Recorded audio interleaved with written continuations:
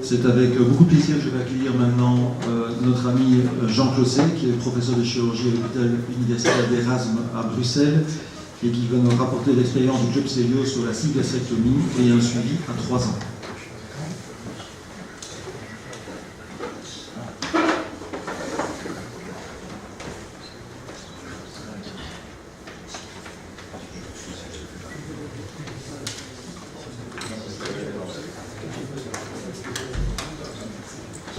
Messieurs les académiciens, chers collègues, bonjour. Je vous remercie évidemment au nom du Club Célio de nous permettre de vous présenter nos résultats de série clinique et je vais vous parler de chirurgie bariatrique. Alors, je vais vous épargner tout ce qui concerne l'épidémiologie de l'obésité. Je vais vous épargner aussi les intérêts ou pas de la chirurgie bariatrique et les comparaisons entre différentes techniques de chirurgie bariatrique. Je vais me concentrer uniquement sur la sleeve gastrectomie. Alors, je vous rappelle en introduction que l'estomac est un espèce de mixeur mécanique, mais surtout un réservoir, et que l'objectif de la sleeve gastrectomie est de diminuer le volume de ce réservoir avec peut-être des conséquences hormonales que nous comprenons mal. La sleeve gastrectomie a été premièrement décrite comme la première étape du duodenal switch, et puis progressivement, comme certains patients présentaient des résultats favorable et stable dans le temps, elle est devenue ce qu'on appelle une procédure primaire avec de plus en plus de procédures réalisées. Vous voyez ici par exemple aux États-Unis une augmentation significative du nombre de cas. Alors la question est est-ce que la sleeve gastrectomie est valable comme technique chirurgicale en termes de complications post-opératoires et quels sont les résultats à moyen terme. Alors, nous avons réalisé au sein du Club Célio donc une étude prospective, c'est ce qu'on appelle une véritable photographie de ce qui s'est passé en un an d'activité récente. Toutes les sleeve gastrectomies ont été réalisées en 2014 dans des centres de chirurgie bariatrique de volume moyen, d'activité moyenne, pas de centres experts comme parfois on peut le voir dans certains congrès bariatriques, ce sont des centres privés ou académiques, cependant de chirurgiens rompus à la laparoscopie, et nous avons étudié donc la morbidité post-opératoire et les résultats à 3 ans, pas encore à 5 ans. Alors, en termes de morbidité post-opératoire, que peut-on accepter actuellement? Eh bien, bon, ça c'est un tableau tiré d'un des derniers consensus où vous voyez que les complications post-opératoires vont de 0 à 7%, soit nous avons eu dans notre série, donc qui reprenait 16 des 50 chirurgiens du Club Célio, donc à nouveau avec chacun une expérience profonde donc en chirurgie laparoscopique, nous avons eu les résultats suivants. Donc la sleeve était vraiment la première intervention programmée et évidemment l'étude a été soumise au comité d'éthique. Quelles sont nos complications péropératoires? Donc nous avions 790 patients, 12 patients ont présenté une complication péropératoire, principalement des saignements, et vous voyez que ce risque est augmenté si le patient est un homme et s'il a dans ses antécédents médicaux des apnées du sommeil, avec un risque monté x4 ou x8. Complications post-opératoires, et c'est certainement ce dont on entend parler le plus souvent. Vous voyez que 37 patients ont présenté des complications post-opératoires, 4,7 patients, ça concernait 9 centres, hémorragie, sténose ou divers, et ce qui concerne le plus, probablement, c'est la survenue des fistules post-opératoires. Nous avons un taux de 2%, donc 16 patients, 2% de fistules post-opératoires, ce qui est tout à fait acceptable comparé à la littérature actuelle. Surtout que dans ces 16 patients, 13 ont nécessité des réinterventions chirurgicales ou endoscopiques, mais 3 ont présenté des fistules probablement bénignes, uniquement traitées par nutrition parenterale et antibiotiques. Heureusement, la mortalité est nulle. Alors, quels sont les facteurs favorisant ces fistules post-opératoires? Nous avons déterminé que c'était le matériel d'agrafage et des antécédents d'anneaux ajustables, et je reviendrai sur cette notion, le risque relatif étant quasi x5. Alors, qu'en est-il du suivi en termes de perte pondérale, en termes d'amélioration des facteurs de comorbidité? Et bon, peut-on définir les meilleures indications pour ce type de chirurgie? Alors, à nouveau, donc, c'est la série de patients opérés en 2014. Cette fois, malheureusement, il n'y a plus que 7 centres sur les 16 participants à l'étude de Princeps qui ont poursuivi l'évaluation. Ça représente quand même 529 patients, donc opérés à nouveau d'une sylgastrectomie en 2014 et suivis pendant une période de 3 ans. Nous sommes actuellement à 3 ans. Les critères d'inclusion sont restés évidemment les mêmes, le comité d'éthique aussi, et sur le plan statistique, les données, bon, vous voyez ici les tests qui ont été utilisés en termes de données quantitatives, non quantitatives, en variables paramétriques ou non paramétriques. Voilà les hôpitaux différents qui ont participé à ce travail. Il y a 4 hôpitaux belges et 3 hôpitaux français, certains étant des centres universitaires, d'autres pas, avec des expériences, comme vous le voyez, très variables, de 15 à près de 150 patients opérés sur l'année. Donc, nous pensons que c'est vraiment le reflet de la réalité de terrain, de ce qui se passe exactement en chirurgie bariatrique. Alors, ça, c'est évidemment sujet à discussion, le follow-up, le suivi de ces patients.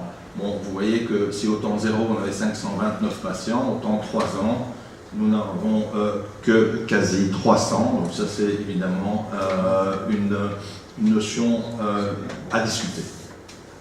Donc si on reprend ça en chiffres, 6 patients sur cette série-là ont nécessité des réinterventions, 4 ont nécessité la transformation en gastrique bypass, le plus souvent pour reflux gastro-œsophagien non traitable par traitement médical optimal, de re-sleeve, comme on dit.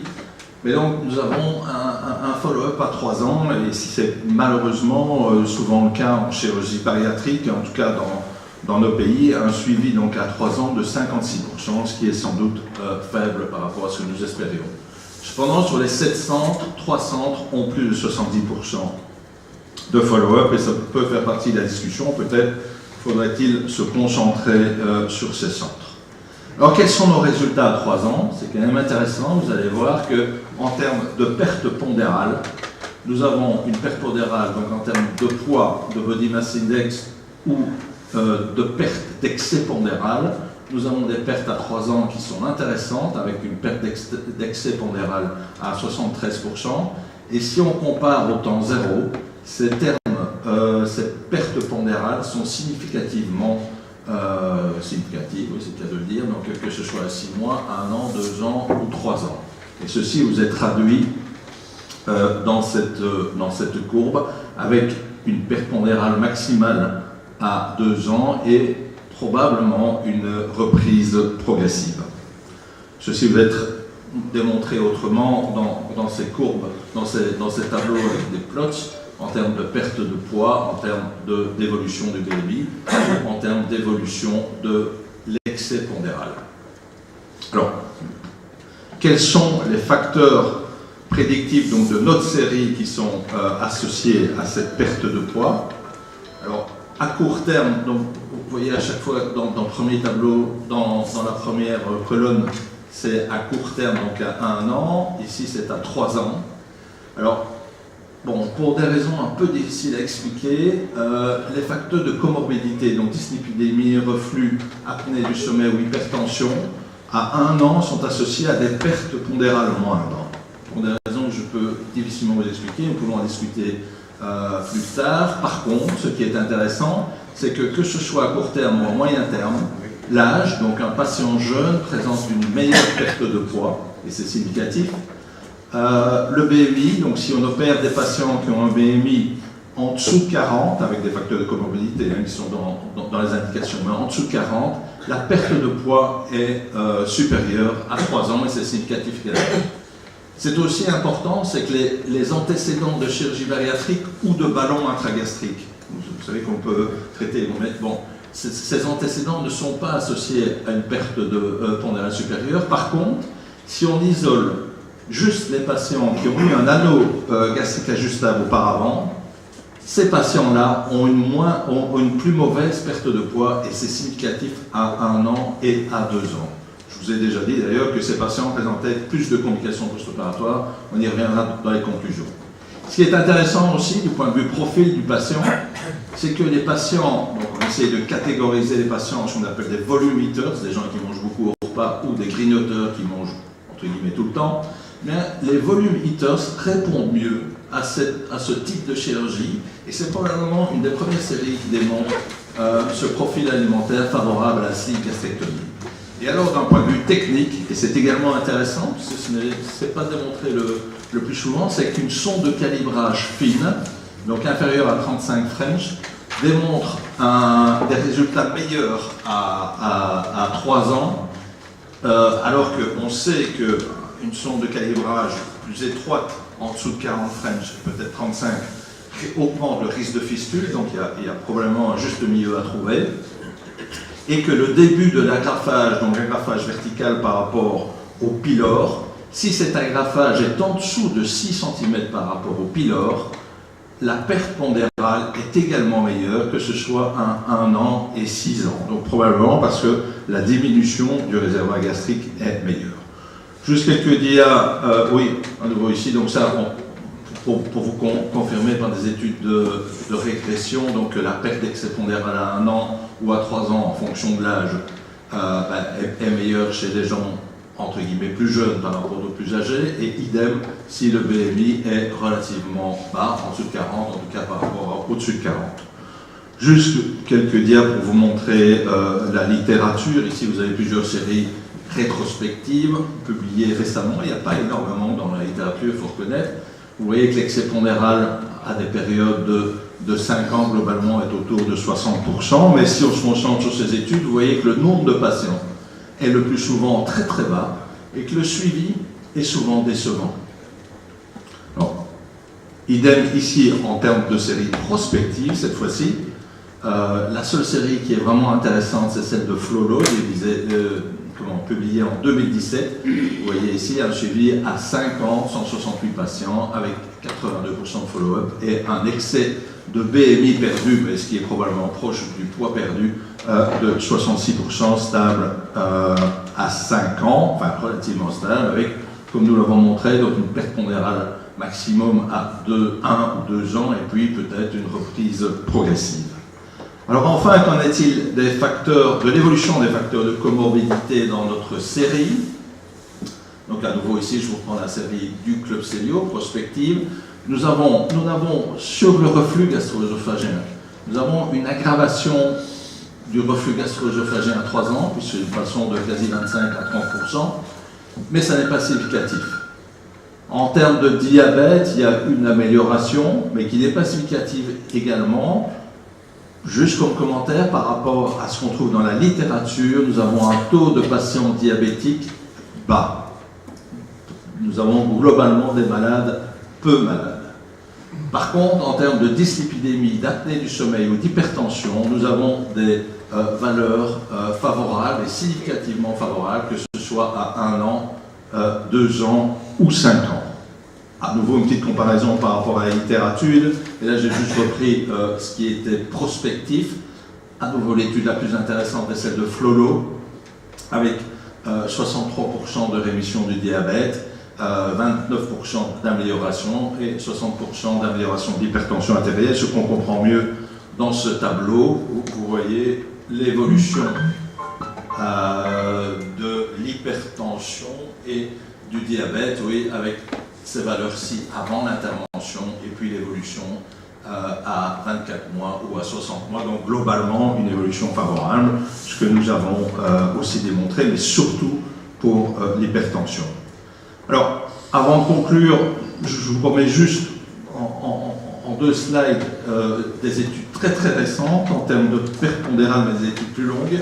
Alors ça, c'est publié par l'équipe de Michel Gagné, entre guillemets le pape du sleeve gastrectomie, 116 patients, mais qui sont sur 168, mais qui sont cette fois évalués à 8 ans, avec quand même un résultat relativement stable au cours du temps. C'est ce que nous allons essayer de suivre pour nos patients, avec 67% d'excès pondéral perdu à 8 ans.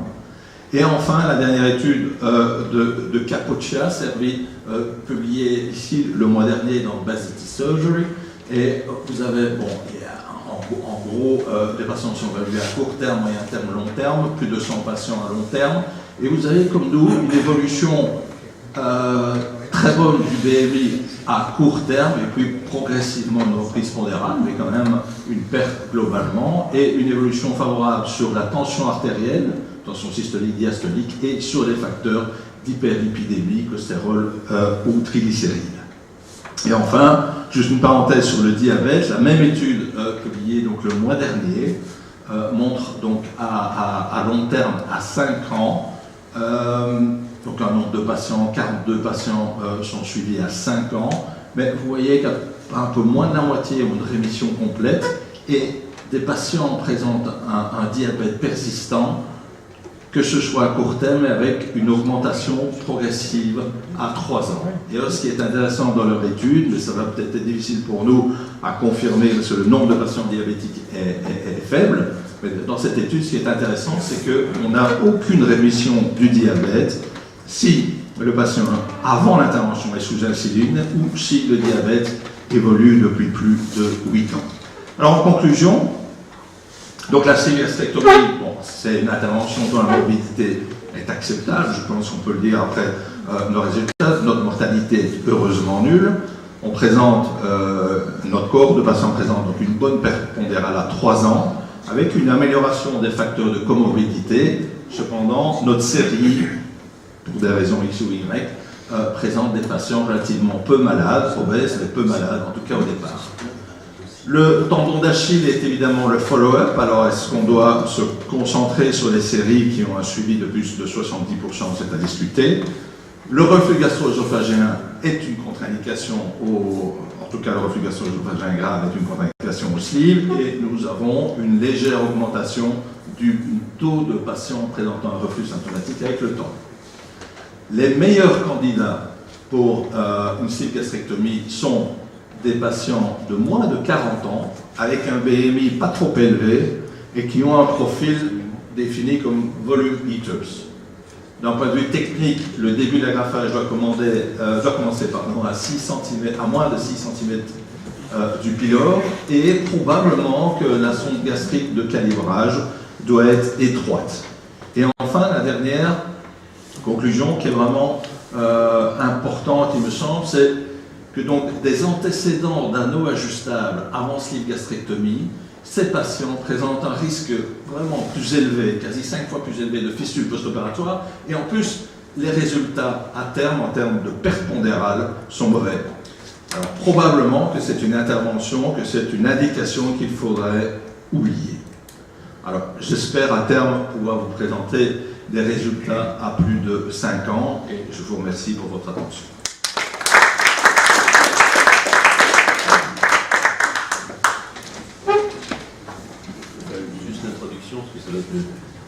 L'introduction et les critiques, et elle rapporte, je ne sais pas si quelques-uns d'entre vous sont allés au congrès, enfin pas au meeting qu'on a organisé le 5 septembre avec l'Académie de médecine, avec la fédération hospitalière, sur le problème que pose le suivi bariatrique. Et on a fait une lettre, si vous voulez, dans la mission, c'est de savoir si c'est vous.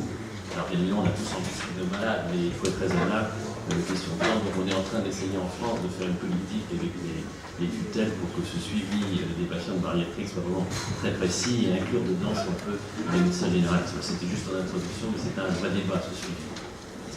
Alors, nous, dans notre étude, chaque centre a sa propre politique de suivi, mais c'est clair que c'est la pierre d'achoppement, et on peut se demander si on pourrait évoluer vers des situations qu'on peut connaître dans les pays nordiques, où le remboursement ou la prise en charge de l'intervention serait soumise à une obligation de suivi pendant au moins 2 ans ou 3 ans après l'intervention, ce qui permet de fidéliser un petit peu les patients, parce qu'on voit clairement que le manque de suivi est un facteur positif de mauvais résultats supplémentaires. Ouais. Bien sûr, hein, le talon d'Achille de ces études bariatriques est toujours le suivi. Alors, en Belgique, le KCE, qui est un groupe paragouvernemental, essaie de définir actuellement le chemin clinique du patient obèse jusqu'à l'intervention et le suivi nécessaire. Mais cependant, malgré tous les efforts, les patients reviennent peu à la consultation. Alors, pour 2 raisons, soit parce qu'ils vont très bien et ils estiment qu'il n'est pas nécessaire de revenir, soit parce qu'ils vont mal et ils vont chez un collègue ou chez un autre. Donc c'est très difficile. Et c'est évidemment le temps de la chaîne des études sur moi. Je reviens sur la remarque de Philippe, parce que je pose une question au chirurgien bariatrique, pas au coordinateur de l'étude. Est-ce que tu n'as pas l'impression que finalement la chirurgie, elle n'agit tant pas par la technique avec la sensation de satiété précoce que par un caractère éducatif, et que plus les gens sont suivis, plus tu les éduques, et meilleur ils ont un résultat à long terme. Enfin, moi j'ai l'impression que j'ai pas de data là-dessus, mais dans la pratique. Sûrement, d'ailleurs, le groupe de patients les mieux suivis, enfin, je ne l'ai pas identifié ici, ce sont les patients diabétiques. Pourquoi? Parce que ces patients sont le plus souvent suivis dans l'hôpital par les endocrinologues, et donc on a des données. Donc c'est un groupe de patients plus fidèles ou plus raisonnables que les autres, par nécessité probablement. Mais oui, le suivi reste là. Oui. On ne peut que vous inciter à suivre vos patients au-delà des 3 ans, parce que comme vous connaissez bien Gagnère comme moi, et Michel Gagnère nous a toujours dit que le taux de récidive, presque tous récidivaient sur le long terme, beaucoup, ce qui l'avait amené d'ailleurs progressivement et à inventer entre autres la sleeve gastrectomie. Donc je crois qu'il souhaiterait que vous n'ayez pas trop de pertes de patients, parce que c'est aussi un biais considérable, et que vous les suivez de 5 ans, je crains que vous ayez une petite perte. Et ma deuxième, donc ça c'est un commentaire, et ma question c'est, que proposerez-vous à ces patients, parce que c'est toujours le problème que l'on a, quand ils récidivent leur obésité, que réapparaît la comorbidité, voire sévère, que proposer après la sleeve gastrectomie? Est-ce que vous avez déjà l'expérience de cela, et que proposerez-vous à ces patients? Oui, alors, je pense, sans vouloir dire que la chirurgie de l'obésité est une chirurgie séquentielle, qui doit se faire step by step, je pense que l'avantage du sleeve par rapport au bypass, c'est qu'il reste au moins une possibilité chirurgicale, entre guillemets, simple. C'est la transformation du sleeve en bypass, alors que les échecs après bypass sont évidemment beaucoup plus difficiles à prendre en charge. Et pour revenir sur l'importance du suivi, j'ai oublié de te dire, j'ai eu la réflexion, mais je ne suis pas allé au bout. Le suivi est tellement important que l'anneau ajustable, par exemple, qui est une intervention quasi abandonnée par chez nous, mais l'anneau ajustable était la seule intervention autorisée en Australie, et ils ont bien démontré, Aubryon et ses disciples ont bien démontré le suivi, que les résultats étaient uniquement corrélés au suivi et à la prise en charge diététique des patients. Donc le suivi est probablement le plus important, et nous l'oublions probablement. Non. Maintenant, on est aussi confronté au caractère très particulier de ces patients, parce que dans notre institution, le suivi est réalisé par un cardiologue nutritionniste, et il a une politique de suivi extrêmement stricte, où il n'hésite pas à téléphoner, écrire et reconvoquer les patients, et même en leur écrivant ou en leur téléphonant, les patients ne répondent pas ou ne viennent pas tout simplement à leur suivi, et on n'a pas une politique de suivi qui est nécessairement meilleure que dans un autre centre, alors qu'on a une politique très agressive. Dans mon expérience, il y a une quinzaine d'années, comme beaucoup, j'ai posé des anneaux et je me retrouvais de temps en temps confronté à des situations de blocage où j'étais amené à déflecter les anneaux complètement, soit pour une aphagie, soit dans une œsophagite importante. Les patients grossissaient, on reprenait le programme d'inflation de l'anneau et l'anneau ne marchait plus du tout. Et effectivement, je rejoins ce que tu dis. Comment tu expliques quand on a l'impression que le corps ne veut plus se laisser tromper en fait? Probablement parce que ces patients ont déjà eu un effet restrictif important lié à l'anneau et qu'ils deviennent moins sensibles à un nouvel effet restrictif. Et donc c'est la conversion d'une chirurgie restrictive en une purement restrictive est sans doute une mauvaise idée. Les résultats ne sont pas bons, ce qui est assez logique parce que les patients... Mais pourquoi cet effet restrictif ne marche pas? Il y a une adaptation du corps. Oui, parce que dans les échecs de l'anneau, en général, ce sont des patients qui n'ont plus aucune qualité alimentaire et qui mangent n'importe quoi, oui, exactement. Et donc, n'importe quoi, mais en mauvaise qualité, pas en quantité. Ils ont une restriction. Et donc, on leur impose une nouvelle restriction, mais ça ne suffit pas. Juste un petit mot pour dire que je crois que dans la longue période préopératoire, il faut obtenir du patient, premièrement, une reconnaissance de la délivrance de l'information. Premièrement, une reconnaissance de la délivrance de l'information. Deuxièmement, un consentement éclairé à la stratégie thérapeutique proposée, mais surtout, troisièmement, un engagement de suivi sur une consultation spécifique. Mais tout à fait. Mais donc, tous nos patients ont été soumis à une évaluation pluridisciplinaire, ça je ne voudrais pas parler. Le problème du suivi chez nous, on demande à tous les patients de venir. Le problème, c'est que c'est coûteux. Certaines consultations chez le chirurgien sont bien remboursées en Belgique, mais les consultations diététiques et psychologiques ne sont pas remboursées. Et donc, selon les mutuelles, donc évidemment, ça influence. Merci beaucoup.